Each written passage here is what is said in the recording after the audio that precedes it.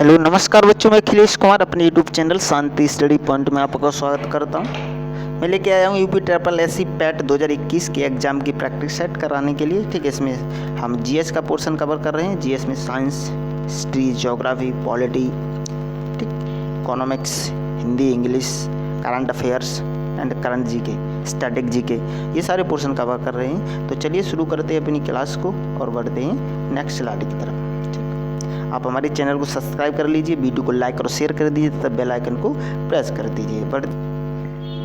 हाँ, तो चलिए शुरू करते हैं। प्रैक्टिस सेट नंबर 3 है जी। ठीक है, इससे पहले हमने 2 प्रैक्टिस सेट अपलोड कर दिए, आप उनको देख लीजिए, उनको सॉल्व कर लीजिए। ठीक है, तो प्रैक्टिस सेट नंबर 2 है, जहांगीर द्वारा किस कंपनी की सूरत में कारखाना लगाने की अनुमति अधिकृत किया गया था। ठीक है, जहांगीर ने किस कंपनी को, तो ऑप्शन इसका डी सही है। पहले क्वेश्चन का इंग्लिश ईस्ट इंडिया कंपनी को जहांगीर ने सबसे पहले उसे लगाने को अधिकृत किया था।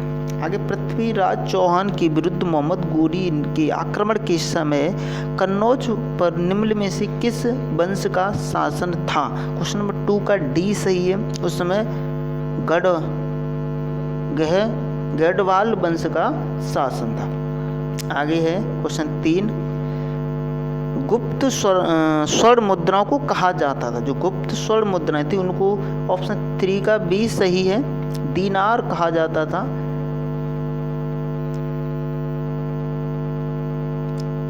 आगे, जैन धर्म में संलेखना से तात्पर्य क्या है। क्वेश्चन 4 का बी सही है, उपवास द्वारा प्राण त्यागना, ये संलेखना कहलाता है। मतलब उपवास रख के खाना न खा के प्राण त्याग देना संलेखना कहलाता है। भारतीय पुरातत्व का जनक किसे माना जाता है, तो 5 में का ऑप्शन ए सही है, अलेक्जेंडर कनिंघम को। बहुत अच्छा क्वेश्चन है, बहुत जबरदस्त क्वेश्चन है, आप इसको तैयार करके जाइए। 833 में वो 6वां क्वेश्चन है, 1833 में चार्टर एक्ट के कुछ प्रावधान थे, नीचे दिए गए कूट भाषा में कौन सा विकल्प सही है। ठीक है, अब इसमें स्टेटमेंट सही बताने हैं आपको।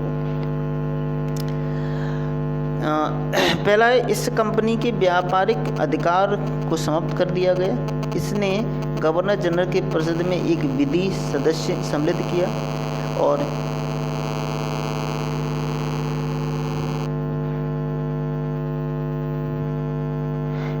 आगे, इसने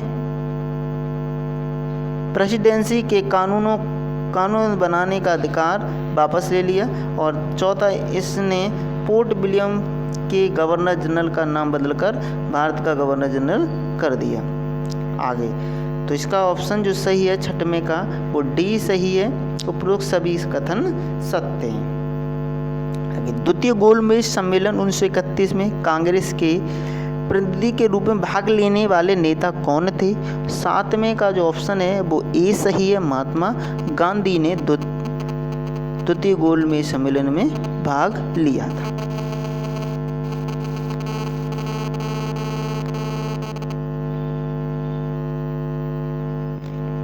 अच्छा, द्वितीय में डी सही है, इसका किसी ने भी नहीं लिया। ठीक है, जो 7वां क्वेश्चन है इसका ऑप्शन डी सही है। पहला और दूसरे में तो किसी कोई गया नहीं था, पहले दूसरे में केवल वो गए थे, अम्बेडकर साहब गए थे, डॉक्टर भीमराव अम्बेडकर, दोनों पहले दूसरे में गए थे, तृतीय में जाकर नहीं समझे, तो इसका डी ऑप्शन सही है। ठीक है, 7वें का।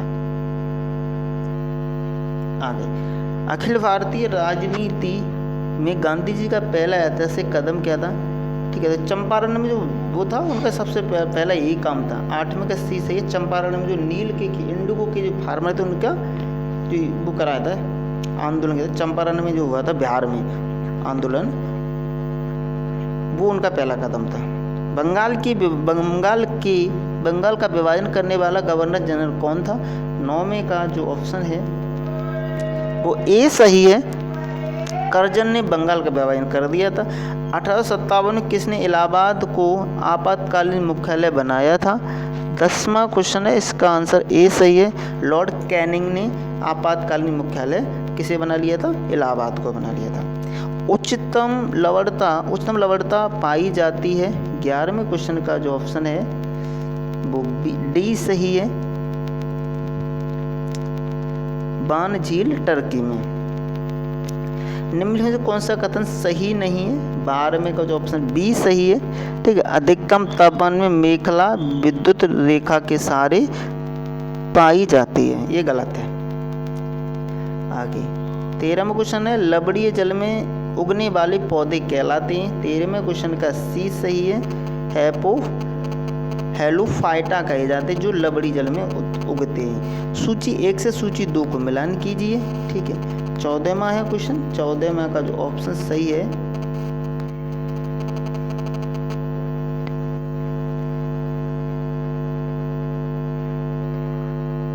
सी ऑप्शन सही है 14वां का। ठीक है, 2 3 1 4। ठीक है, सी ऑप्शन सही है इसका।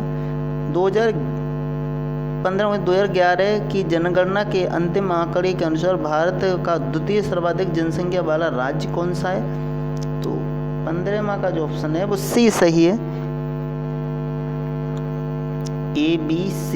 तो डी प्रिंट कर दिया, डी तो सी तटीय व्यापार। ठीक है, ये अच्छा सॉरी 15वां का है ना, तो इसका सी है महाराष्ट्र। आगे एंडी पार्ट व्यापार से तात्पर्य है, एंट्री पार्ट व्यापार से तात्पर्य है। 16वां का आंसर डी सही है, निर्यात के लिए आयात की गई वस्तु। मतलब जब किसी देश से व्यापार माल खरीदते तो किसी और दूसरे देश को भेज देते हैं तो उसे एंटी पार्ट कहते हैं। आगे बी सूची 1 से सूची 2 मिलान करनी है। 17वां क्वेश्चन है, इसका बी सही है। ठीक है, आगे 18वां क्वेश्चन, निम्नलिखित में से किस समिति ने व्यापार में कृषि जोत का कर का सुझाव दिया था? 18वां क्वेश्चन है, 18वें का ए सही है। बांचू समिति ने कहा था कि जो कृषि है उस पर कर लगा देना चाहिए, कृषि की जोत पर कर लगाने का सुझाव दिया था। बैंक दर का आशय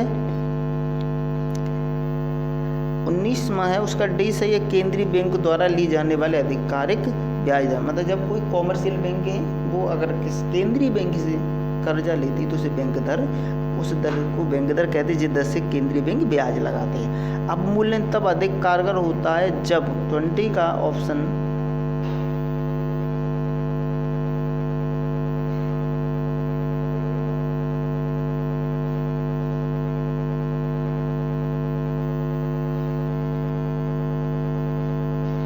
ए सही है, विदेशी निर्यात मांग की लोच अधिक हो। आगे क्वेश्चन है, वह न्यूनतम जनसंख्या कितनी है जिसके नीचे 73वें संशोधित अधिनियम के उपलब्ध के अनुसार समवर्ती मध्यवर्ती स्तर पर पंचायतें गठित नहीं की जा सकती हैं। 21वां क्वेश्चन है, इसका आंसर बी सही है, 20 लाख। निम्न में से किस विषय पर राष्ट्रपति के लिए मंत्रिपरिषद से सलाह लेना आवश्यक नहीं है? 22 का क्वेश्चन बी सही है, विधायकों की स्वीकृति देना। विधेयकों पर स्वीकृति देना। थोड़ा स्क्रीन में दिक्कत है, टूटी तो इसे दिखता नहीं क्या लिखा हुआ है। नीचे 2 वक्तव्य दिए गए हैं, एक कथन ए और बी। तर्क कौन सा कथन कारण और परिणाम के संबंध पूछे, ठीक है, एक दूसरे कारण बताता है। भारत में क्वेश्चन द्वारा पढ़ रहे थे, नीचे वक्तव्य दिए गए, कथन 1 तथा कथन दूसरा कथन आर कारण कहा जाएगा। भारत में प्रेसिडेंसी किंतु प्रेसिडेंट है किंतु प्रेसिडेंसी नहीं है, इसका कारण है संविधान में एक मंत्रिपरिषद का प्रावधान है। तो 23 का जो ऑप्शन है वो बी सही है। ए तथा आर दोनों सही है किंतु ए आर की सही व्याख्या नहीं करती है। 24वां क्वेश्चन है, निम्नलिखित में से कौन सा भारत के संविधान द्वारा प्रदत्त 6 मूलभूत अधिकारों में से नहीं है? 24वां क्वेश्चन का बी ऑप्शन सही है, विरोध का अधिकार। आगे है, हम न्यायिक पुनर्विवेचन की व्याख्या देखते हैं। 25 का डी सही है, भारत और यूएसए में दोनों में, ठीक है। जो न्यायिक पुनर्विवेचन की व्यवस्था है भारत में भी है और यूएसए में भी है। निम्न रक्त वर्ग सर्वाधिक यूनिवर्सल डोनर होता है। 26 में क्वेश्चन का आंसर बी सही है, ओ, ठीक है, ओ यूनिवर्सल डोनर होता है। इसे सर्वाधिक धातु। डीएनए का एक 2 कुंडली संरचना किसके द्वारा दी गई है? 27वां क्वेश्चन है, इसका आंसर बी सही है, वाटसन तथा क्रिक के अनुसार।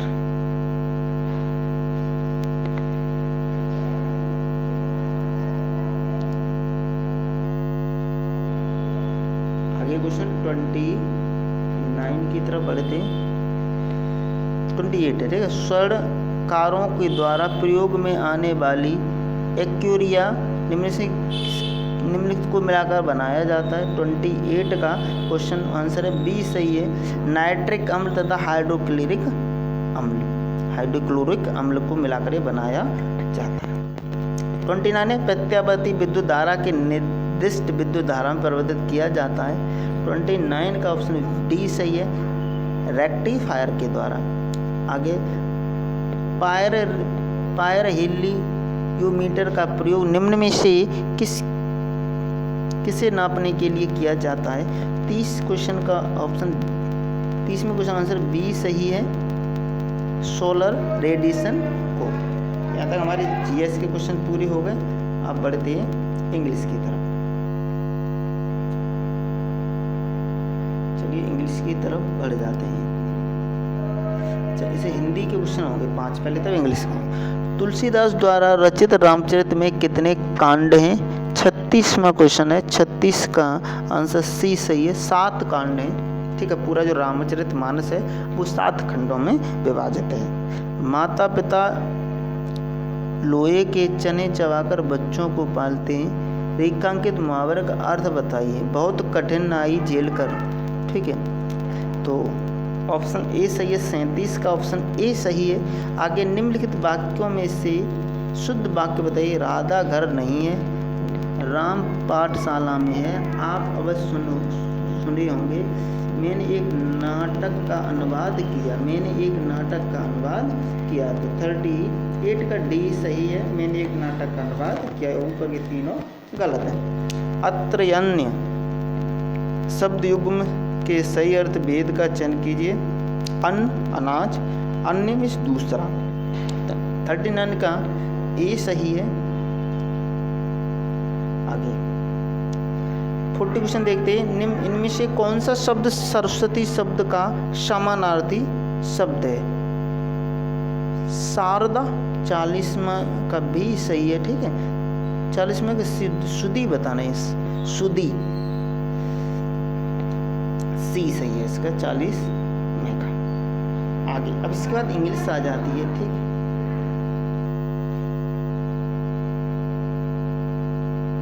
ये वाला पैराग्राफ में तो अभी पढ़ा था, वही पैराग्राफ फिर उन्होंने रख दिया है, ठीक है। तो इसके क्वेश्चन चलो लगा लेते हैं। पैराग्राफ को PDF पिछली क्लास में हमने पढ़ के देखा था, आप उसको देख के तब इस क्लास को आप इसके क्वेश्चन सॉल्व कीजिए, ठीक है। क्वेश्चन है, what did the archaeologist note to study about the forestic prehistoric man. Prehistoric जो प्रागैतिहासिक के लोग थे उनके बारे में बात कर रहे हैं, प्री हिस्टोरिक मैन के बारे में। चलिए 41 का जो आंसर है वो सी सही है, लुक्ड फॉर ट्रेजर। आगे choose the incorrect part of the sentence. The man standing next to the pillar is my older brother. 42 का डी, ओल्डर नहीं होता, एल्डर होता है, ठीक है, याद रखना। तो यहाँ पर डी ऑप्शन गलत है। Dash Taj Mahal is dash movement symbol love, ठीक है। 43 क्वेश्चन है, इसका ए सही है। द ताजमहल, ठीक है, उससे पहले द आएगा और इज आ मूवमेंट, ठीक है। तो ये ऑप्शन ए सही है। किसी भी हिस्टोरिकल बिल्डिंग से पहले दा लगता है, ठीक है। चलिए आगे बढ़ते हैं। Identify the error in reported form of the given. Ravi said to his friend work hard.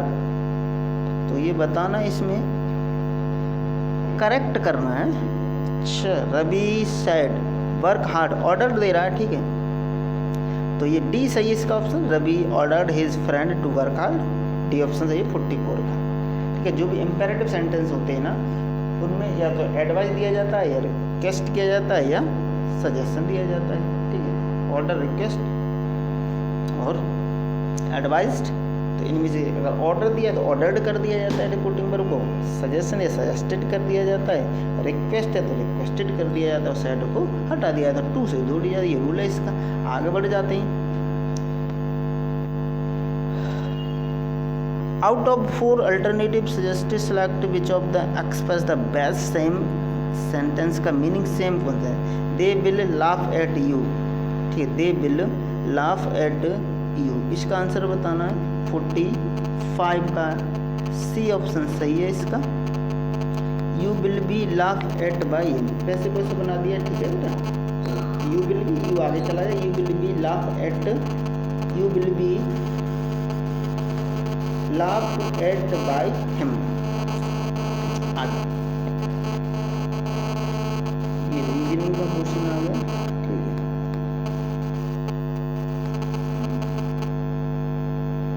आगे है 51 क्वेश्चन, हिंदी फिर से आ रही है। ठीक है, हिंदी नाटक अंधेर नगरी के रचयिता, अच्छा इसके भारत का हरिश्चंद्र जी हैं। ठीक है, अंधेर नगरी के, भारत दुर्दशा अंधेर नगरी इन्हीं ने लिखा है। ठीक है, और वो एक और है अंधेर नगरी अनबुझ राजा, इन्हीं का लिखा हुआ है। मधुबनी कला कहाँ की प्रसिद्ध कला है? तो 52 का जो ऑप्शन है वो बी सही है, मिथिला की। निम्न में से एक ग्रीन हाउस गैस नहीं है। 53 का question D nitric oxide.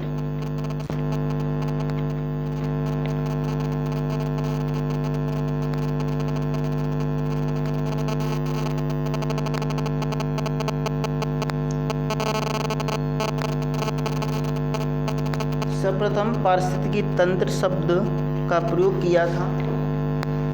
54 question है, इसका आंसर ए सही है, ए जी टांसलेन है।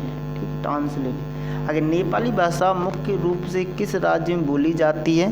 55 का ऑप्शन सी सही है, सिक्किम में नेपाली भाषा बोले, क्योंकि नेपाल से लगा हुआ है बिल्कुल। ये तो कर्नाटक, राजस्थान, आंध्र प्रदेश ये सब बाउंड्री लाइन पर नहीं है, तो इंटरनल पार्ट ऑफ इंडिया।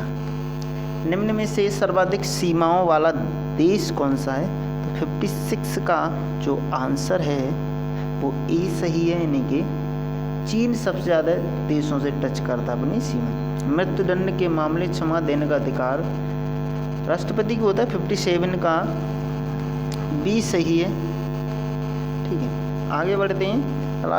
राष्ट्रीय सांख्यिकी कार्यालय NSO का द्वारा हाल ही में जारी आंकड़े के अनुसार वित्त वर्ष 2020-21 की दूसरी तिमाही में भारत की वृद्धि कितनी आंकी गई है? तो 59, बिलो करंट जी के क्वेश्चन है। 59 का बी सही है, 7.5%। ठीक है, याद रखना 7.5 ये तिमाही की वृद्धि मापी गई है, दूसरी तिमाही की। ठीक है, रक्षा मंत्री राजनाथ सिंह ने हाल ही में एंटी सैटेलाइट A-SAT मिसाइल का मॉडल अनावरण किया। भारत ने इस मिसाइल का परीक्षण किस वर्ष किया था? 60वां क्वेश्चन है, इसका आंसर सी सही है, 2019 में इसका परीक्षण किया था। आगे क्वेश्चन है 61 क्वेश्चन है, विश्व में किसी भी देश में सबसे लंबे समय तक पद पर रहने वाले शेख खलीफा बिन सलमान अल खलीफा किस देश के प्रधानमंत्री थे जिनका हाल ही में निधन हो गया? 61 का जो ऑप्शन है वो ए सही है, बहरीन के थे। ठीक है, कौन से थे? शेख खलीफा बिन सलमान अल खलीफा। आगे बढ़ते हैं क्वेश्चन नंबर 62 की तरफ।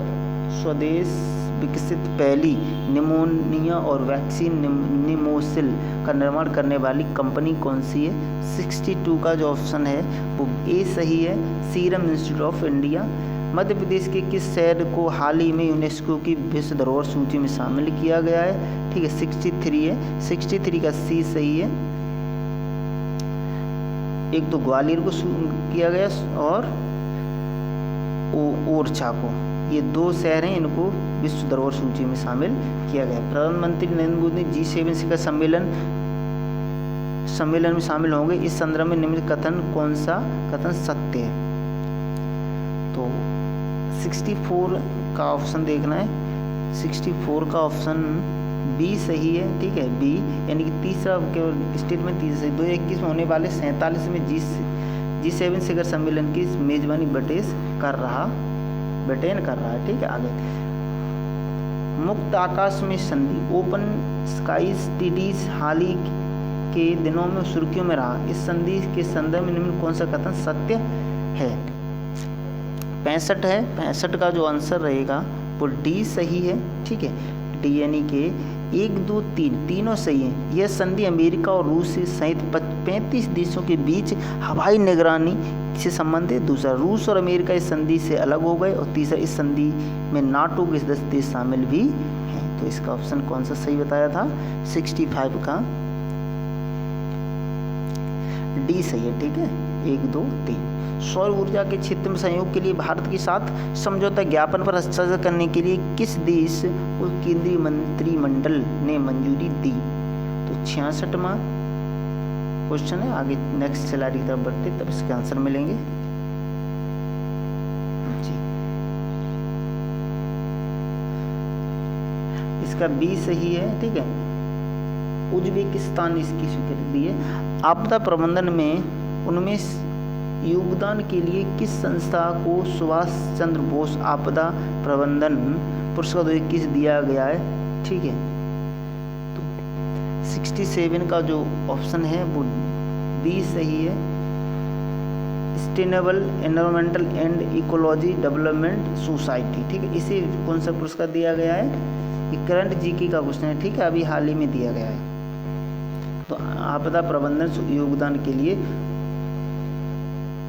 सुभाष चंद्र बोस आपदा प्रबंधन पुरस्कार 2021 दिया गया है। भारत ने हाल ही में BL सारम मिसाइल का सफल परीक्षण किया। इस मिसाइल के संदर्भ में बिंदु दिए, उनके बारे में आपको बताना है, सही गलत, सही कौन से बिंदु हैं, ठीक। तो 68 का जो क्वेश्चन आंसर है वो डी सही है, डी, यानी कि 1, 2, 3 तीनों से। DRDO ने इसे देश में ही डिजाइन और विकसित किया, सही है। यह सतह से हवा में कम दूरी तक मार करने वाली मिसाइल है, सही है। और यह मिसाइल विशेष तौर पर नौसेना के लिए डिजाइन किया गया है, तो ऑप्शन डी सही है इसका। कंपनी के द्वारा संशोधित नियमन 2021 के अनुसार अनिवासी NRI के रूप में माने जाने वाले भारतीय मूल के व्यक्ति के लिए भारत में रहने की न्यूनतम अवधि क्या होगी? 69 क्वेश्चन है, बहुत अच्छा क्वेश्चन है, इसका डी ऑप्शन सही है, 145 दिनों से रुकना पड़ेगा। आगे क्वेश्चन दिया है, निम्न में से किस भारतीय संस्थान ने हाल ही में संयुक्त राष्ट्र एवं एशिया एनवायरमेंटल एनफोर्समेंट अवार्ड 2020 से सम्मानित किया गया? 70वां क्वेश्चन है। 70वें का जो आंसर है वो बी सही है, ठीक है, वन्य जीव अपराध नियंत्रण ब्यूरो।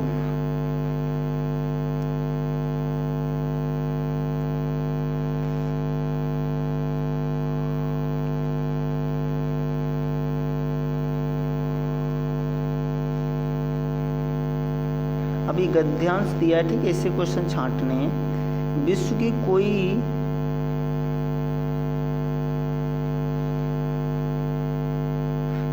कोई भी ऐसी सभ्यता नहीं है जिसने वनों के मूल्य को न आंका हो। वन विभिन्न प्रकार के पशु पक्षियों प्रजातियों के लिए एकमात्र आश्रय स्थल थे और आज भी हैं। वनों के निरंतर घटने से इनके संरक्षण की आवश्यकता पड़ी है। आज भी वन संरक्षण की आवश्यकता पहले जैसी बनी हुई है। वनों में उगे पेड़ पौधे हमारी ईंधन की समस्या का समाधान करते हैं। इनसे हमें इमारतें, फर्नीचर आदि बनाने के लिए कई प्रकार की लकड़ियाँ प्राप्त होती हैं। साथ ही कागज बनाने की लकड़ी प्राप्त होती है, परंतु इन्हें काटने के साथ साथ इनका संरक्षण भी आवश्यक है। पेड़ पौधे वर्षा कराने में सहायक बनकर पर्यावरण की रक्षा करते हैं। वहीं इनमें कार्बन डाइऑक्साइड जैसी विषैली गैस को सोखने की क्षमता भी होती है, जिससे हवा में गैसों का संतुलन बना रहता है। ऐसा करके हम भी हमारी पृथ्वी को सुरक्षित रखते हैं। पर्यावरण की सुरक्षा के साथ साथ हमारी सिंचाई, पेयजल की समस्या का समाधान भी वनों के संरक्षण से संभव हो सकता है। वनों के कारण ही नदियाँ अपने भीतर जल की अमृत धाराएं संजोकर प्रवाहित होती रहती हैं। चलिए देखते हैं इससे रिलेटेड क्वेश्चन। वनों का मूल्य आंकने का क्या अर्थ है? वनों के महत्व को समझना। 71 क्वेश्चन नंबर है, ठीक है, और इसका ऑप्शन ए सही है, ठीक है। वनों के महत्व को आंकना। आश्रय स्थल से अभिप्राय क्या है? रहने का स्थान, ठीक है, तो ऑप्शन सी सही है 72 का। आगे बढ़ते हैं। वन आप पर्यावरण की रक्षा किस प्रकार करते हैं? तेज हवाएं, छाया, वर्षा में सहायक बनकर, ठीक है, ऑप्शन सी सही है 74 का। आगे 75 नदियों में जल धारा किसके कारण प्रभावित होती है? ठीक है, तो वनों के कारण, और 75 का ए सही है। अब नेक्स्ट पैराग्राफ की तरफ मूव करते हैं। समय का आदर करना ही उसका सदुपयोग करना हो, तो जो व्यक्ति समय की सही कीमत जान लेता है वही जीवन में सफलता प्राप्त करता है। यह धन से भी अधिक महत्वपूर्ण है। धन खोने पर वापस पाया जा सकता है, पर बीता हुआ समय नहीं लौटाया जा सकता।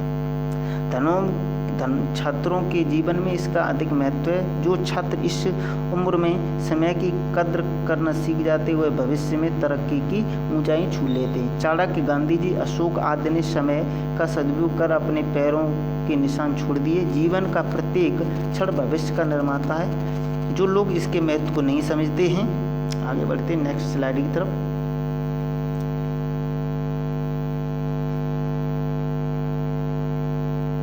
समझ पाते हैं वे केवल